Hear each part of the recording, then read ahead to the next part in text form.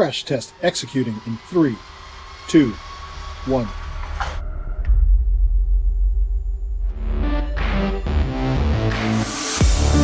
So this is our crash test barrier lab. The test vehicle starts at the end of the track, about 340 feet away. We attach the vehicle to the propulsion system to the steel cable here.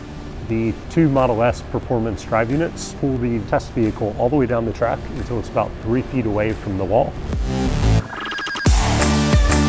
Well in advance of us ever producing a physical prototype, we're running thousands of crash simulations. So at the design level, we'll produce 3D models of the parts, and we'll simulate those using very complex and sophisticated mathematical models that represent the physics of a crash.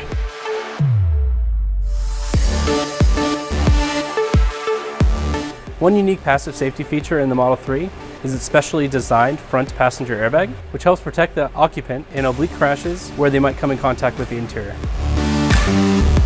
Safety is a top priority, so I think that's really encouraging when you see feedback from people that have got into serious crashes and they give you that feedback that you've saved their lives or the lives of their loved ones. It is a really great feeling and shows that the work that we're doing is worthwhile.